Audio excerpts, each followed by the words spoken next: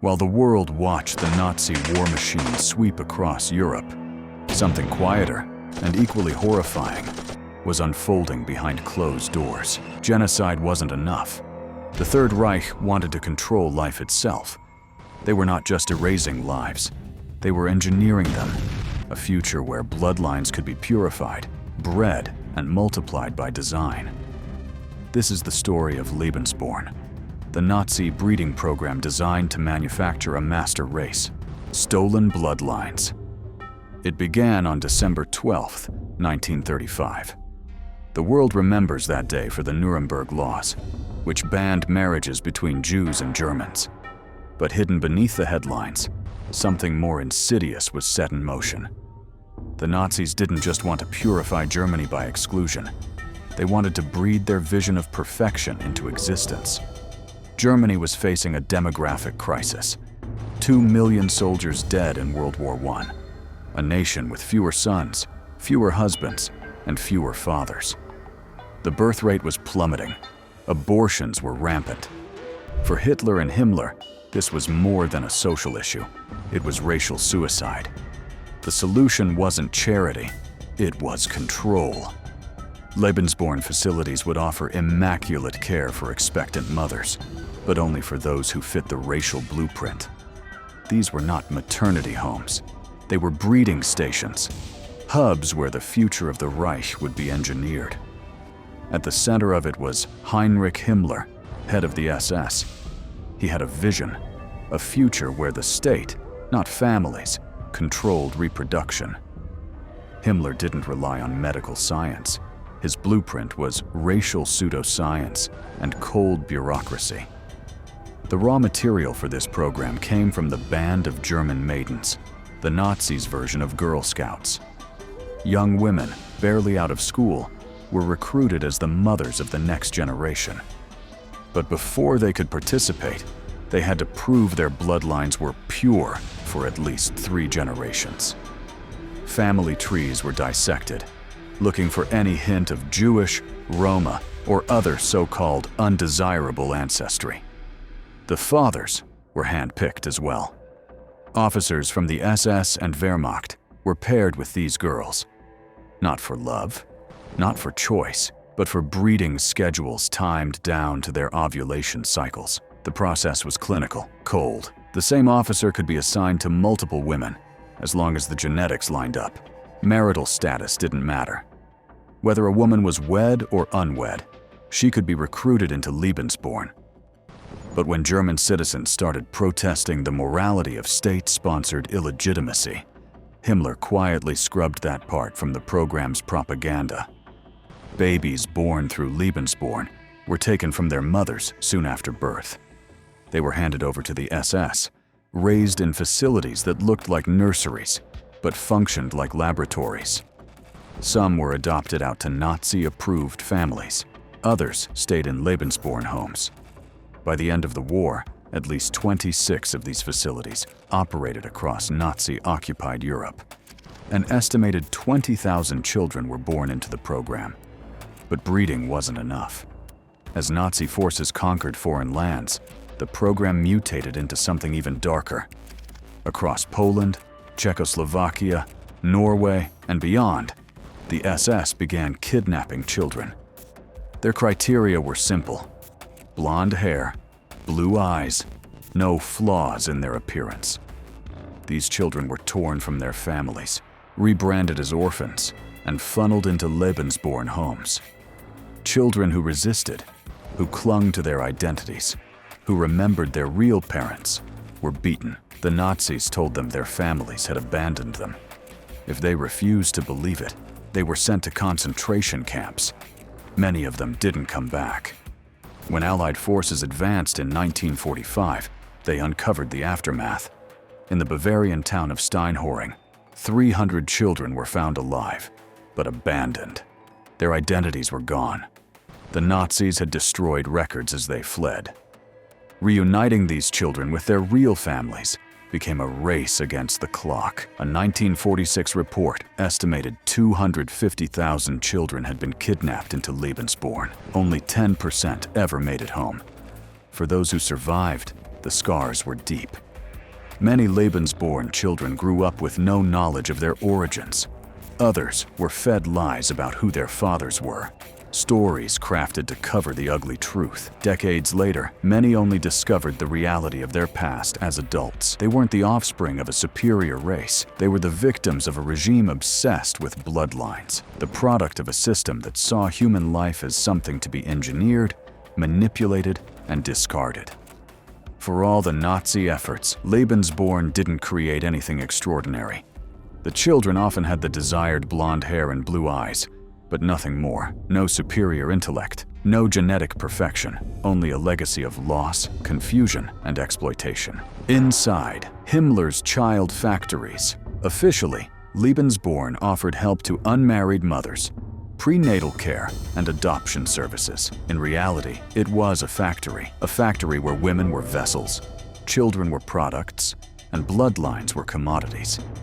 From the very start, this program was under Himmler's personal command. Every detail, every policy, every life created was filtered through his vision of racial hygiene. He didn't want just more Germans. He wanted better Germans, healthier, whiter, blonder, and he wasn't going to leave that to chance. The SS Race and Settlement Main Office oversaw the entire operation. Under the polished surface of charity, it was a cold system of eugenics. Women were inspected, examined, and judged, not for who they were, but for how perfectly their bodies aligned with Nazi ideals. Those deemed racially valuable were given the honor of bringing new Aryan life into the world, but that honor came with expectations. They were expected to breed, and the state would take care of the rest. The first Lebensborn home opened in 1936 in a quiet Bavarian village called Steinhöring. From the outside, it looked like a maternity home. Inside, it was a controlled environment where every birth was a small victory in the Nazi demographic war. Each home had one purpose: to mold the future from the womb. 60% of the women who gave birth in Lebensborn homes were unmarried. For these women, the program offered secrecy, an escape from social stigma. But this help came with strings. Their babies weren't always returned to them. Many were placed for adoption into SS families, carefully matched, carefully documented. The child's future was never the mother's choice. But the Nazi obsession didn't stop with willing participants. As the war expanded, so did Lebensborn's hunger for bloodlines. Women were drawn in with promises of care, shelter, and honor. For some, it seemed like a duty. For others, there was no choice. They bore children for the Reich, sometimes by arrangement, sometimes through coercion. Some mothers gave birth to several children, each with different fathers, selected through state-sponsored matchmaking. After a few months of breastfeeding, the separation came. The infants were taken from their mothers. Those deemed racially valuable were adopted into loyal families, carefully placed to serve the vision of a pure society. The others were sent upstairs. Upstairs was where the silence began. In certain Lebensborn homes, the upper floors became a holding space for the rejects. These were the children who failed to meet the racial ideal. Some developed too slowly. Others had physical imperfections: a clubfoot, a birthmark, hair too dark, or eyes that never turned blue. These floors were hidden within the system itself, a secret within a secret. Officially, these children didn't exist. They lived in rooms where crying had long since stopped. Not because their needs were met, but because they had learned no one was listening. Infants who once reached out for care grew silent as months passed. The floors reeked of neglect, diapers left unchanged, toddlers crawling on bowed legs, their bodies warped not by illness, but by deliberate indifference. There weren't enough nurses, not enough hands to feed, hold, or teach. Night after night, the children were strapped tightly into beds, their bones softened and bent under the constant pressure. What began as a policy of racial selection turned into systematic abandonment. A child with twisted legs would shuffle forward on the floor, eyes vacant, movements stiff. These deformities weren't congenital, they were created, a consequence of restraints, malnutrition, and isolation. The system did not see these children as lives. They were production errors, and errors had to be corrected or removed. Most records of these practices were destroyed as the war came to an end. Official documents vanished, orders were burned, witnesses disappeared, but fragments remain, scattered reports, survivor testimonies, silent photographs. Enough to confirm what the regime wanted to erase. Thousands of children were born in these homes. A precise number will never be known. Of those who didn't fit the blueprint, many were quietly eliminated. Some became subjects of medical experiments. Others simply vanished, discarded by a system that treated human life as raw material to be shaped or discarded as needed. The homes were factories, not nurseries. Each child was a product. Each defect was a flaw in production. And the flawed had no place in the Reich's vision of the future. In occupied Poland, Yugoslavia, Ukraine, children were hunted. SS officers raided homes, schools, and orphanages, snatching children from their families. The parents watched helplessly as their sons and daughters were taken, selected for their blonde hair, their blue eyes, the shape of their skulls. It was all measured, all cataloged.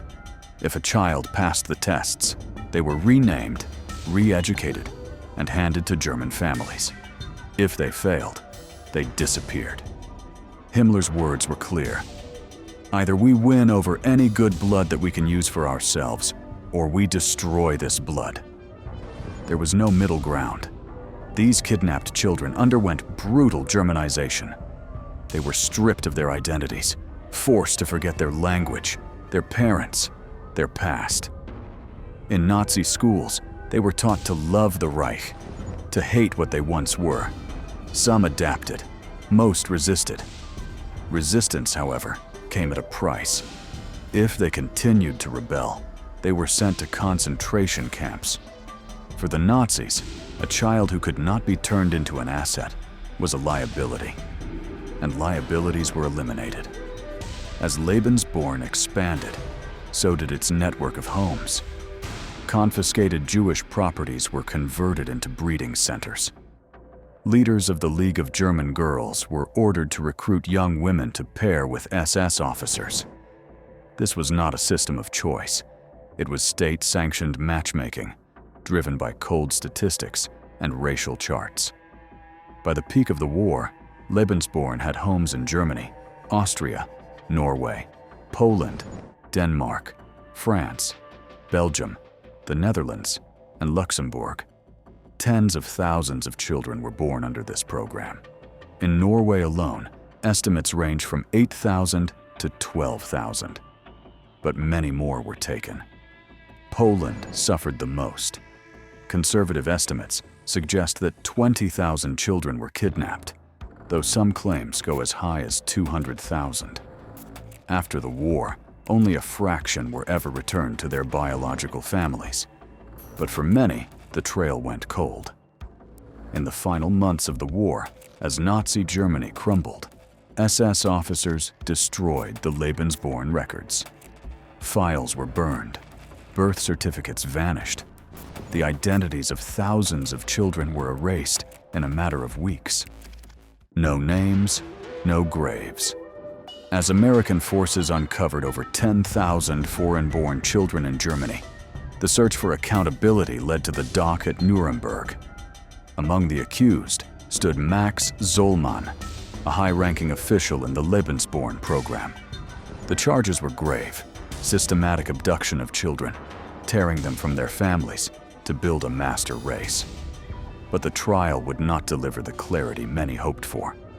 The prosecutors presented damning evidence, documents showing the forced movement of children across borders, eyewitnesses recalling how SS officers raided orphanages, selecting only those who fit the Aryan mold. But when it came to Lebensborn itself, the trail grew cold. Of the thousands of kidnapped children, only 340 could be directly linked to Lebensborn's care. The defense seized on this gap, arguing that these acts were committed by other Nazi agencies, not Lebensborn. And in the absence of surviving records, most of which had been destroyed by fleeing SS members, the court hesitated. The verdict was a bitter pill. The accused were acquitted of kidnapping charges. The court acknowledged that thousands of children had been stolen, but declared that Lebensborn's involvement could not be proven with the requisite certainty. But for the children and their families, certainty was never in doubt. While the legal system debated semantics, survivors lived with the consequences. In occupied territories, communities had watched helplessly as children vanished overnight. Mothers were told their babies had died. In reality, they were taken, renamed, re-registered, and handed over to German couples as gifts of the Reich. Inside Lebensborn homes, these children were raised with meticulous care. Reports after the war spoke of their health, the so-called super babies. They were given the best food, while the rest of Germany starved. Nurses bathed them twice daily, sterilized every object they touched. They were not seen as children, but as assets, biological investments in Himmler's vision of a racially pure future. But the privilege ended when the war did. As Allied forces moved in, the mothers who had given birth in Lebensborn homes became targets of public fury. They were dragged into the streets, beaten, their heads shaved in humiliation. Many had been unwed mothers, manipulated into the program under promises of protection and honor. Now, they were pariahs. Their children suffered a different fate. Labeled as products of Nazi breeding, Lebensborn children became scapegoats in post-war Europe. In Norway, they were bullied, beaten, even institutionalized. Their existence was a reminder of collaboration, of shame. Some governments, like Norway's, even attempted to deport them, an effort that failed, but left deep scars. For decades, these children grew up not knowing who they truly were. Their files were sealed, their identities erased. Meanwhile, myths about Lebensborn grew unchecked. Tabloids sensationalized the program as a vast breeding farm, a factory of Aryan offspring born through coercive breeding. The truth was more complex, and in many ways, more insidious. Lebensborn didn't need factories. It needed ideology. It encouraged SS officers to father children with women who fit the Nazi racial blueprint. Consent was a blurry line. Patriotism was weaponized. Over time, survivors began to find each other. In 2006, in the German town of Wernigerode, Lebensborn children gathered publicly. Many of them were meeting others like themselves for the first time. Their goal wasn't revenge, it was truth. To piece together lives built on lies. Some sought justice. In 2008, a group of Norwegian Lebensborn survivors brought their case to the European Court of Human Rights, accusing their government of complicity in decades of abuse. The court dismissed the case, citing the passage of time. The wounds, however, remained fresh. Each survivor carried a personal war. For some, it was the war of not knowing where they came from. For others, it was the weight of knowing too much. In the years that followed, organizations and self-help groups emerged, painstakingly combing through archives, connecting dots erased by the SA. But even now, the true scale of Lebensborn's reach is uncertain. How many children were taken? How many families were torn apart? The records were torched. The questions remain. In 2018, a documentary titled "Wars Don't End" captured their stories, giving a voice to those who had lived in silence. For many Lebensborn survivors, it was not the bombs or battles that haunted them. It was the erasure, the theft of identity, the rewriting of their existence. The stories of Lebensborn survivors are scattered across countries, languages, and generations. But at their core, they share one haunting thread: lives that began as state-sponsored secrets. One of those lives belonged to Kari Rosval, Nowhere's child.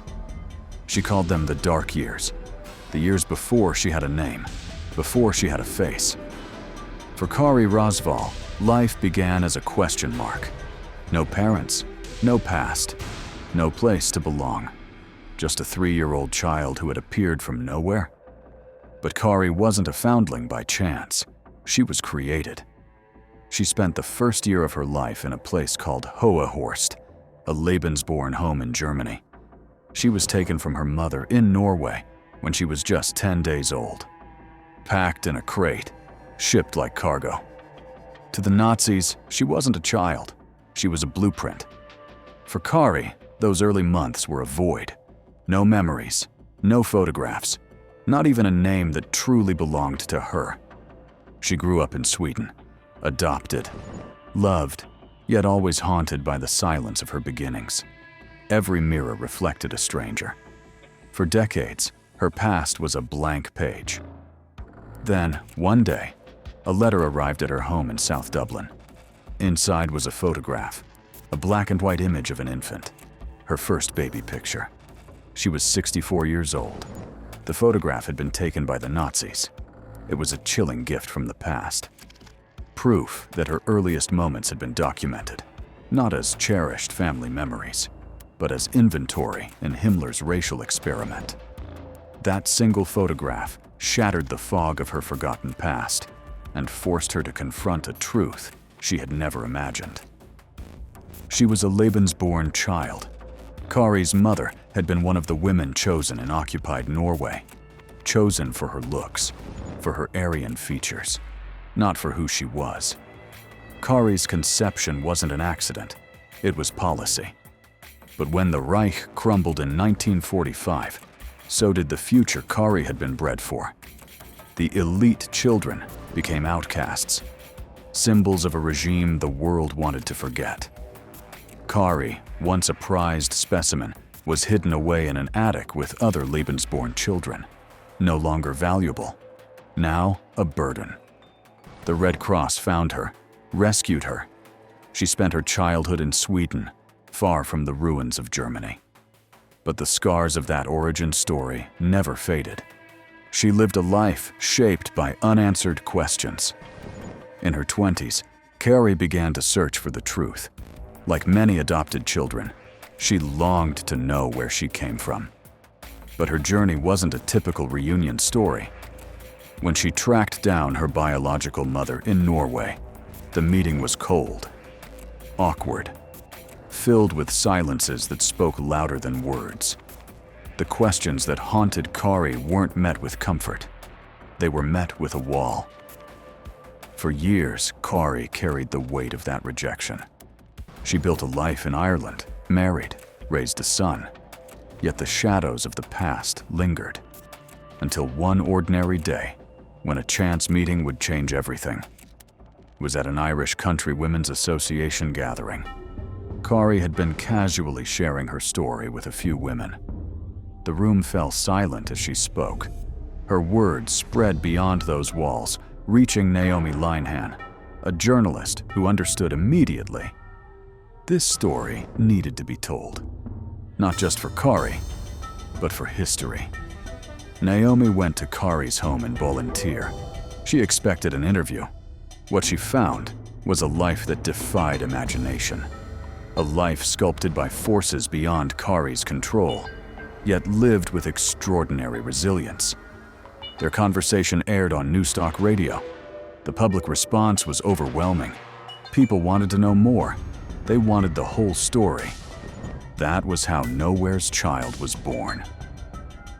Kari and Naomi made a pact. For the next year, they would unravel the threads of Kari's life together. Naomi left her job. Kari postponed her plans. They knew it wouldn't be easy. Revisiting the Lebensborn files, digging into memories of abandonment, confronting the reality of being a child manufactured by an evil regime. There were nights of tears, long, painful recollections, but also moments of light. They found that telling the story wasn't just about revisiting pain, it was about reclaiming it. Piece by piece, Kari was stitching together the fragments of her identity. The Lebensborn Program had tried to erase individuality, to reduce children to a set of measurements, eye color, skull shape, pedigree charts. But Kari's life defied that design. She had built a home filled with love, a life surrounded by friends and family who saw her not as a product of history, but as a person. People who had known Kari for years, unaware of the story she carried. She had been the woman in line at the shops, the neighbor who smiled on the street, a living chapter of history hiding in plain sight. Kari's story forces us to confront an uncomfortable truth. History is not just in books or documentaries. It breathes among us. It walks beside us in the people we meet every day. And sometimes, it takes the courage of one person to pull back the curtain and reveal it. Kari Rosval's life began as a secret, but she chose not to let it end that way. Her journey, from a Nazi breeding home to a quiet life in Dublin, is a testament to the resilience of the human spirit. It is a story of survival, of reclaiming identity from the grip of a regime that sought to engineer it. But above all, it is a story of hope. Kari calls Ireland her home now, a place where the past no longer defines her, a place where she is not a Lebensborn child. She is a mother, a friend, a survivor. And her story, once hidden in shadows, is now a light for others who search for answers in their own dark years. Kari's journey wasn't unique. Across Europe, thousands of Lebensborn children grew up with similar voids in their past. Some found fragments of their history by chance. Others stumbled upon it in the unlikeliest of places, like a pop music poster. That was how Frida Lyngstad, a future star of ABBA, came face to face with the shadows of her own beginnings. The untold story of ABBA's Frida. While the world remembers ABBA for their glittering stage lights and pop anthems, few know that one of their stars, Frida Lyngstad, was born into the shadows of one of the darkest Nazi programs ever conceived. She was also a child of Lebensborn. Frida's story doesn't begin with music. It begins with a war. In 1945, as Nazi Germany's grip over Norway collapsed, a baby girl was born. Her mother, Nazi Lyngstad, was Norwegian. Her father, Alfred Hasse, was a German soldier stationed in the occupation forces. This alone sealed Frida's fate as one of Norway's war children, a label that came with scars that never healed. The Nazi Lebensborn Program was designed to engineer life. It wasn't enough for the regime to conquer lands. They wanted to breed bloodlines. In their vision, Norwegian women, with their blonde hair and blue eyes, were perfect vessels. German soldiers were the seed. Together, they would create the future of Hitler's so-called master race. Frida was one of those children. But when the war ended, reality struck harder than any ideology. Norway had no place for these children. The mothers were branded as traitors, humiliated publicly, heads shaved, paraded through the streets. The children, innocent, unaware, were condemned as Nazi bastards. They were reminders of occupation, of forced collaboration, of a nation's humiliation. For many of these children, life became a punishment. Some, like Harriet von Nickel, endured cruelty that defies belief. Harriet was chained to a doghouse at the age of 2. At 6, a villager threw her into a river to see if the witch would float. By 10, she was pinned down, her forehead carved with a swastika by drunken men. She later wrote of scrubbing her skin raw with sandpaper, trying to erase the mark. But society's judgment went far deeper than skin. This was the Norway Frida was born into. But fate, or perhaps desperation, intervened. In 1947, Frida's mother, Sinni, made a choice that would change everything. She packed up her daughter and her own mother and fled across the border into Sweden. It was a move driven by survival instinct, a bid to escape a future of scorn and rejection. 2 years later, Sinni would be gone. dead before Frida's 3rd birthday. The task of raising her fell to her grandmother. They lived in Härjedalen and later in Malmköping, near Stockholm. Poverty and loneliness became familiar companions, but Sweden, unlike Norway, gave Frida a chance to grow without the immediate stain of her origins. But she never fully escaped it.